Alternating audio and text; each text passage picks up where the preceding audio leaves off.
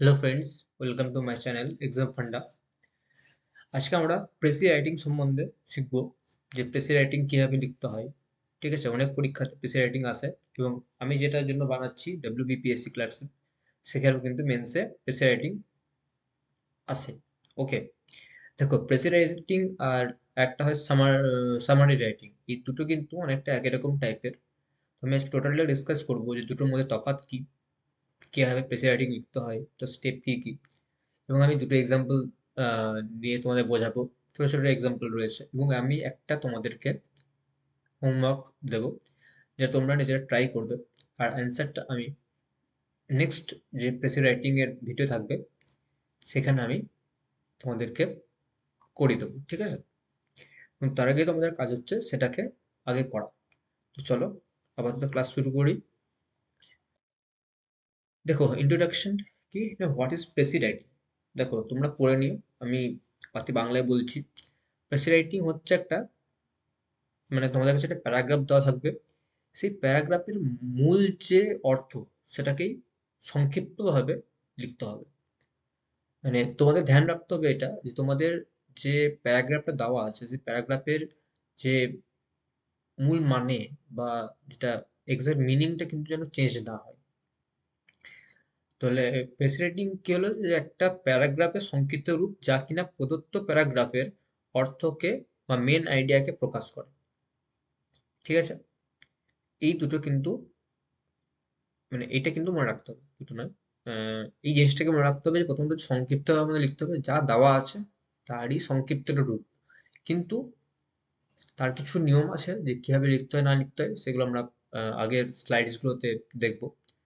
তো মোট কথা হচ্ছে প্রেসি রাইটিং এমন কিছু ব্যাপার না, শুধুমাত্র যে একটা বড় প্যারাগ্রাফ দেওয়া থাকবে সেটাকেই ছোট করে লিখতে হবে, নিজেদের ভাষাতে লিখতে হবে, এবং যাতে ওই প্যারাগ্রাফটা লিখছি এবং লেখার সময় মনে রাখতে হবে যে যে প্যারাগ্রাফে যে মানে দেওয়া রয়েছে বা যেটা বলতে চাইছে সেটা যেন চেঞ্জ না হয় কোনোরকমভাবে। ধরো যিনি অথার বা যিনি দিয়েছেন, কোশ্চেন সেট করেছে, তিনি একটা টোন ইউজ করেছেন। ধরুন ধরো সে বিদ্রূপ করেছে, ঠিক আছে, আর তুমি সেটাকে অন্যভাবে লিখে দিলে, তা চলবে না। তোমার যে প্রেসি রাইটিং, মানে তুমি যে লিখছো, সেটা থেকেও যেন ওই বিদ্রূপের ভাষাটা প্রকাশ পায় বা বিদ্রূপের যে মিনিংটা যেন ফুটে ওঠে। ঠিক আছে, এটা যেন খেয়াল রাখতে হবে, মানে মেন আইডিয়াটাকে কোনোভাবে চেঞ্জ করা যাবে না। ওকে, চলো দেখো এবার কি দিচ্ছে difference between precis writing and summary writing, যেটা আমি আমাদের বলছিলাম। দেখো কি দিচ্ছে, although both precis writing and summary writing involve considering a text the different purpose structure and approach.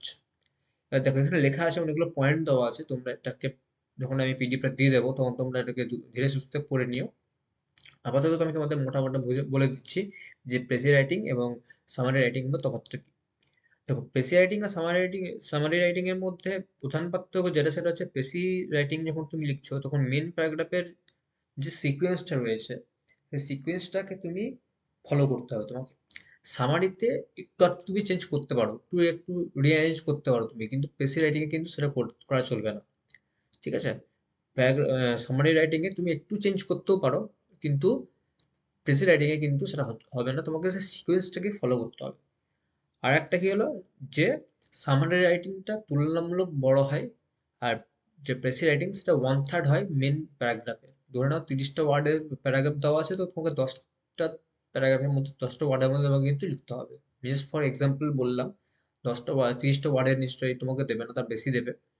তো মোট কথা হচ্ছে ওয়ান থার্ড হবে, এরকম তোমাদের এটাকে কিন্তু মাথায় রাখতে হবে। ঠিক আছে, মানে মোট কথা হচ্ছে সামারি রাইটিং আর প্রেসি রাইটিং এর মধ্যে ধরো মেন পার্থক্য কি হলো, দুটোই কিন্তু একই, যে মেন যে ভাব সেটাকে প্রকাশ করে, কিন্তু সিকোয়েন্সটা প্রেসি রাইটিং এ কিন্তু পরপর যে সিকোয়েন্স দেওয়া আছে প্যারাগ্রাফের, সেই সিকোয়েন্সটাকে ফলো করতে হয়। আর সামারি রাইটিং এর ক্ষেত্রে কি হয়, সামারি রাইটিং এর ক্ষেত্রে একটু একটু রিঅ্যারেঞ্জ করা চলে, আর প্রেসিটা একটু বেশি ছোট হয় সামারির থেকে।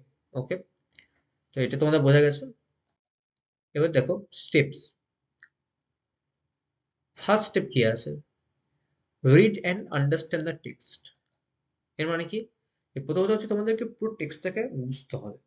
ওকে, পুরো টেক্সটটাকে তোমরা বুঝলে, তারপরে তার কি পয়েন্টগুলোকে হাইলাইট করলে, দেখো দুরকম ভাবে হতে পারে, যদি তোমাদের সিবিটি টেস্ট হয় তা তুমি ওটাকে লিখে নিলে রাফ, যে তোমাকে রাফ পেপার দেওয়া হবে সেখানের মধ্যে, আর যদি তোমাকে কোশ্চেন পেপার দেওয়া হয় সেগুলো তুমি পেন্সিল থাকলে পরে সেখানে করে তুমি আন্ডারলাইন করে নিলে, যেগুলো মেন মেন জিনিস সেগুলো তুমি আন্ডারলাইন করে নিলে।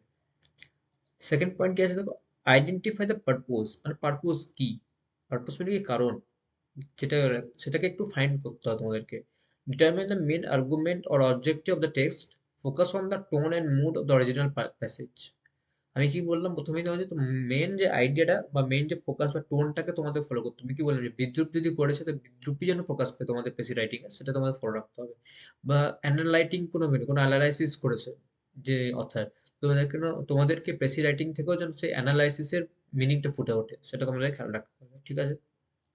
থার্ড পয়েন্ট কি, আউটলাইন দ্য কি আইডিয়াস, মানে কি, যে break down the text into main points and sections, avoiding avoid including minor details, examples and or illustrations। মানে ধরো যেগুলো unnecessary জিনিস সেগুলোকে তুমি বাদ দিতে হবে, যেগুলো ফালতু দেওয়া রয়েছে, যেগুলো কোনো মানে না, সেগুলো এমনি প্যারাগ্রাফটাকে বড় করার জন্য ভরা আছে, সেগুলোকে তোমাদের বাদ দিতে হবে, ঠিক আছে।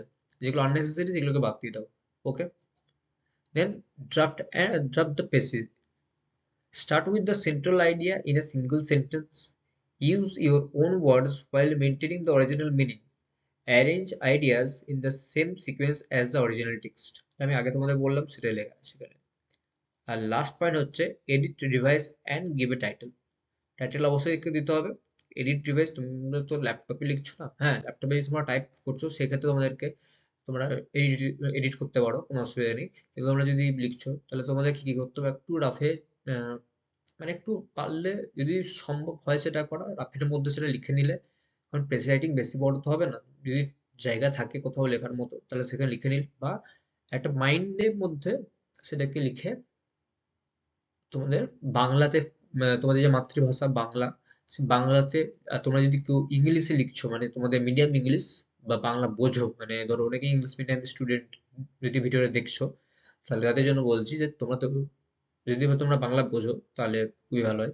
তাহলে মাইন্ডের মধ্যে সেই একটা এডিট করতে হবে জিনিসটাকে, হ্যাঁ আচ্ছা এই ওয়ার্ডটা বদলে আমি এই ওয়ার্ডটাও দিতে পারি, ঠিক আছে। ধরো একটা তুমি ওয়ার্ড দিয়েছো, সেই ওয়ার্ডটার বদলে তুমি একটা বেটার ওয়ার্ড তোমার মাথায় এলো, তো তোমরা সেই ওয়ার্ডটা বদলে সেই যে বেটার ওয়ার্ডটা সেটা ইউজ করবে, নিয়ে অ্যাট লাস্ট তোমাদেরকে কিন্তু ensure clarity, coherence and logical flow, check for grammatical errors and redundancies, verify that the precis aligns with the tone and purpose of the original, give a short title that reflects the essence of the original text।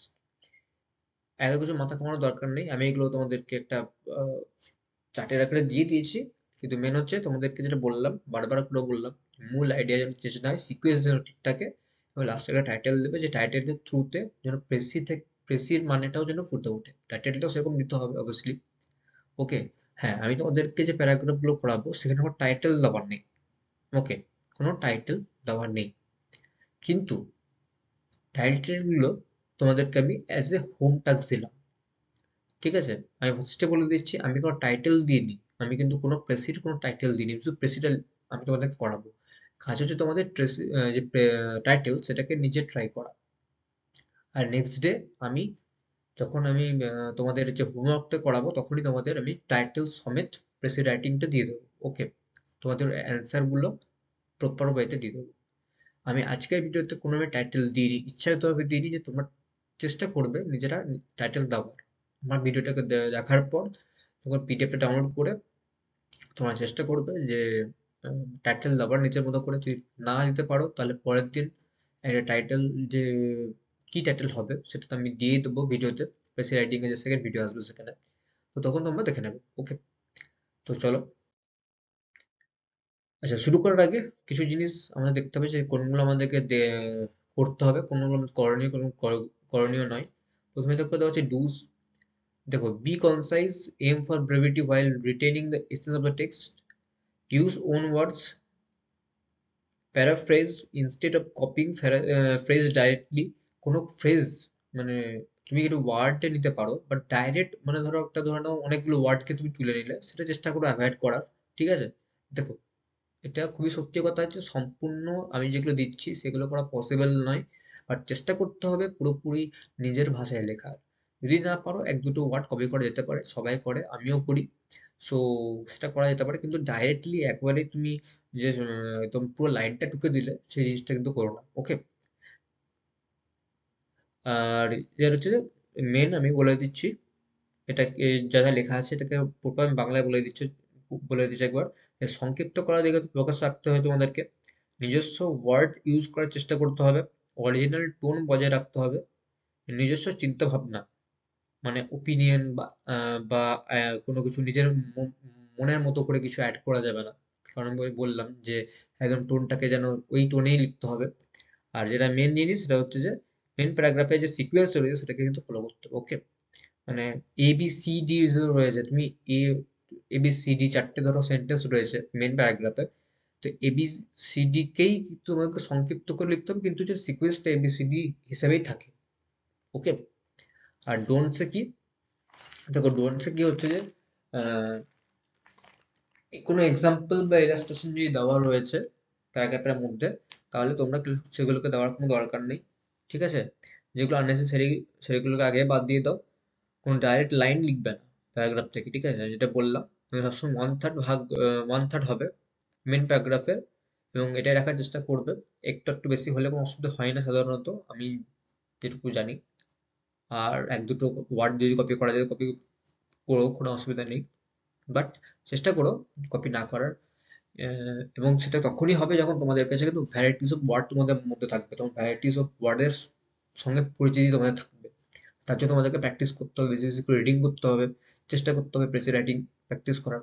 আমিও চেষ্টা করবো video থ্রুতে করার, কারণ obviously আমিও preparation নিচ্ছি, আমিও প্রিপারেশনের মধ্যে রয়েছি। আমি জাস্ট নলেজ শেয়ার করছি, যেটা আমি শিখেছি, যা আমি শিখছি সেগুলো তোমাদের সঙ্গে শেয়ার করছি, যাতে তোমাদেরও হেল্প হয়ে যায়। সো আমি যেগুলো এগুলো পারবো, যেগুলো আমি আমি যে করছি সেগুলো তোমাদের সঙ্গে শেয়ার করছি। সো অবভিয়াসলি আমি যখনই পাবো আমি তোমাদের জন্য ভিডিও বানাবো। সো আমার সাথে থেকো তোমরা। তো চলো আজকের প্রথম যে কোশ্চেন সেটা আমরা দেখি। ওকে। দেখো কি দিয়েছে, তোমরা স্টপ করে ভিডিওটা পড়তে পারো, আমি আমার মতো পড়ছি। ওকে। Good health is not just the absence of disease but a state of complete physical, mental, and social well being. Achieving good health requires a balanced diet, regular exercise, sufficient sleep, and the management of stress. Neglecting any of these factors can lead to health issues that affect not only the individual but also their productivity and quality of life. এটাকে আমি বাংলা একটা এর সারমর্মটা বলছি। ঠিক আছে।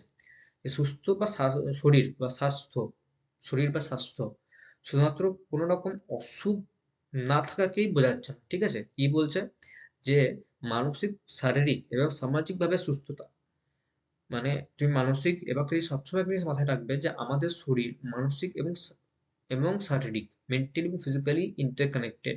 যদি তোমার শরীর খারাপ থাকে তাহলে তোমার মন খারাপ থাকবে, তোমার যদি মন খারাপ থাকে তাহলে তোমার শরীরও কিন্তু খারাপ আছে এরকম মনে হবে। এবং তার সাথে আছে সামাজিক সুস্থতাকেও কিন্তু এর সঙ্গে যুক্ত। ওকে। এবার কি দিয়েছে যে শরীরকে সুস্থ রাখতে গেলে কি করতে হবে আমাদেরকে, যে আমাদেরকে ব্যালেন্স ডায়েট ফলো করতে হবে, আমাদেরকে আবোল তাবোল খাবার খেলে চলবে না, মানে যা খুশি পেলাম খেয়ে নিলাম এরকম নয়, ঠিকঠাক খাবার আমাদের খেতে হবে। তার সঙ্গে আমাদের রেগুলার এক্সারসাইজ করতে হবে। দেখো আজকের দিনে যে অবস্থা তাতে রেগুলার এক্সারসাইজ করাটা খুবই দরকার।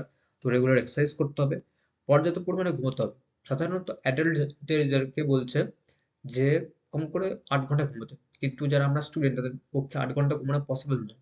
কমসে কম 6 থেকে 7 ঘন্টা চেষ্টা করতে হবে 24 ঘন্টার মধ্যে ঘুমানো, কারণ আমাদের রিকভারিটা দরকার। দেখো ব্রেনকে তুমি সবসময় প্রেশার দিচ্ছ, তুমি সবসময় পড়ছো, লিখছো, যা করছো, ব্রেনের ওপর কিন্তু প্রেশার পড়ছে, তাই ব্রেনকেও কিন্তু রেস্ট দিতে হবে। তার জন্য কিন্তু 6 থেকে 7 ঘন্টার ঘুম দরকার। ঠিক আছে। তো প্রপার যদি মেনটেন করো এসব জিনিসগুলোকে, এবং স্ট্রেস স্ট্রেস ম্যানেজমেন্ট করে যদি তোমরা ডিপ ব্রিদিং করতে পারো, বিভিন্ন ব্রিদিং এক্সারসাইজেস রয়েছে সেগুলো করতে পারো, তোমার মেডিটেশন করতে পারো, meditation is very good for stress management, সেগুলো তুমি করতে পারো। এবং সবচেয়ে বেস্ট হচ্ছে যখনই তোমার স্ট্রেস হবে ডিপ ব্রিথ করো। ওকে। বিভিন্ন ব্রিদিং টেকনিক তুমি ইউটিউবে পেয়ে যাবে, সেগুলো তুমি ফলো করতে পারো। ওকে। তো এগুলো হচ্ছে। আর এই যদি এগুলোর মধ্যে কোনো একটা জিনিস তোমাদের মিস হয়, তুমি যদি রেগুলার এক্সারসাইজ না করো বা তোমার যদি পর্যাপ্ত ঘুম না হয়, ঠিকঠাক খাবার না খাও, তাহলেই তো দেখবে কিন্তু আজকের দিনে এমনই আমাদের দিনকাল পড়েছে যে অসুস্থ আমরা হয়ে পড়ি খুব জলদি। আমাদের শরীর কিন্তু, আমি বলছি না যে এটা তোমাদের হোক, বাট এটা কিন্তু দেখতে পাওয়া যায় যে আগেকার দিন মানুষের সঙ্গে আমাদের মানুষের যদি তুলনা করা যায়, আগেকার মানুষরা কিন্তু এখনো আমাদের থেকে বেশি শক্তপোক্ত, আরো বেশি স্ট্রং তারা আমাদের থেকে। কারণ আগেকার দিনের মতো কিন্তু এত ভেজাল ছিল না জিনিস খাবার বা যে কোনো জিনিসের মধ্যে। আমরা যে শ্বাস নিচ্ছি সে বায়ুটার মধ্যেও কিন্তু প্রচুর পরিমাণে ভেজাল রয়েছে। খাবার খাচ্ছি যে কোনো খাবারের মধ্যে ভেজাল রয়েছে। সো এই জন্য আমাদের শরীরে কিন্তু জলদি আমাদের খারাপ হয়, আমাদের ইমিউনিটি কিন্তু আস্তে আস্তে কমে যাচ্ছে। তো আমাদের এই জন্য আমাদেরকে কিন্তু কোনোভাবেই বাজে খাবার-দাবার খাওয়া চলবে না। ব্যালেন্স ডায়েট রাখতে হবে, রেগুলার এক্সারসাইজ করতে হবে, ঠিকঠাক ঘুমাতে হবে। মানে একটা পর্যাপ্ত পরিমাণে ঘুমাতে হবে আমাদেরকে। তার সাথে, সাথে আমাদেরকে কিন্তু স্ট্রেস ম্যানেজমেন্ট করতে হবে। তাহলে কিন্তু আমাদের শরীর স্বাস্থ্য ঠিক থাকবে। তো এবার প্রেসি রাইটিং, সে সংক্ষিপ্ত রূপটা তোমাদের সামনে দেখো। Good health is holistic, encompassing physical, mental and social well-being। দেখো, তুমি বলবে সোশ্যাল ওয়েলবিং তো ডায়েট ঢুকেছো, ফিজিক্যাল মেন্টাল ঢুকেছো। তুমি ফিজিক্যালকে তুমি আলাদা কিভাবে লিখতে পারো, মেন্টালকে আলাদা কি লিখতে পারো, তো নিজেরাই বলো। হ্যাঁ, লেখা যেতেই পারে, অন্যভাবে আরো লেখা যেতে পারে, বাট আমার মনে হচ্ছে ফিজিক্যাল, মেন্টাল এবং সোশ্যাল এই তিনটে কিন্তু এখানে ইম্পর্টেন্ট দেওয়া। তার জন্য আমি কিন্তু এটাকে চেষ্টা করেছি, মানে এটাকে একই রেখেছি, খুব একটা চেঞ্জ করিনি ওয়ার্ডের মধ্যে। এর রিকোয়ার্স ব্যালেন্সড নিউট্রিশন, দেখো ওখানে ডায়েট ছিল, আমি নিউট্রিশন করেছি। এক্সারসাইজ, ও এক্সারসাইজকে তুমি কি লিখবে, এক্সারসাইজ বা ফিজিক্যাল অ্যাক্টিভিটি করতে, হ্যাঁ তোমরা এখানে কি করতে পারো, এক্সারসাইজের জায়গায় তোমরা ফিজিক্যাল অ্যাক্টিভিটি লিখতে পারো। ওকে, ফিজিক্যাল, হ্যাঁ এক্সারসাইজের জায়গায় তোমরা একটা কাজ করবে,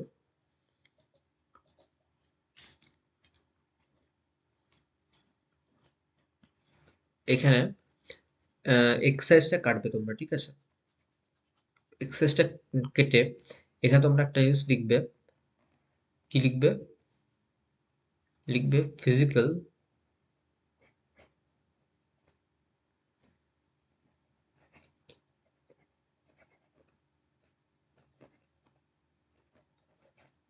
অ্যাক্টিভিটি। ওকে, এক্সারসাইজের জায়গায় তোমরা ফিজিক্যাল অ্যাক্টিভিটি লিখবে। এখানে ব্যালেন্স নিউট্রিশন লিখেছি আমি। ওকে, ঠিক আছে। স্লিপকে কি লিখবে, তুমি কিছু লেখা নেই, স্ট্রেস ম্যানেজমেন্ট, ঠিক আছে। This all are crucial to live a good and healthy life. Sorry,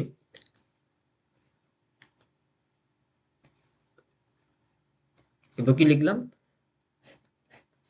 যে this are all crucial to live a good and healthy life, ঠিক আছে।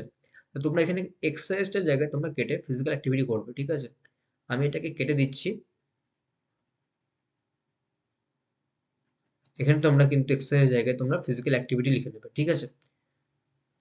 ওকে, এখানে balance diet, regular physical activity, এটা লিখে নেবে তোমরা, রেগুলার ফিজিক্যাল অ্যাক্টিভিটি এটা লিখে নেবে তোমরা, ঠিক আছে। আচ্ছা, এটা তোমাদের বেটার হবে, তাহলে কোনো অসুবিধা নেই। আমি ছোট রাখার জন্য আমি এক্সারসাইজটা ইউজ করেছিলাম। অ্যান্ড ফিজিক্যাল, মেন্টাল আর সোশ্যাল ওয়েলবিং আছে, ঠিক আছে, কোনো অসুবিধা নেই। একটু একটু এক দুটো ওয়ার্ড আমি তো বললাম যে টুকলে কোনো অসুবিধা নেই, কপি করলে কোনো অসুবিধা নেই। বাকিটা ঠিক আছে। তোমরা এখানে এক্সারসাইজ জায়গায় রেগুলার ফিজিক্যাল অ্যাক্টিভিটি এটা লিখবে, অ্যাক্টিভিটিস লিখতে পারো, অ্যাক্টিভিটিস লিখতে পারো, কোনো অসুবিধা নেই, লিখে দেবে। তাহলে তোমাদের এটা আরো বেটার হবে। ওকে, তো চলো আমরা নেক্সট এক্সাম্পল দেখি এবার। এক মিনিট,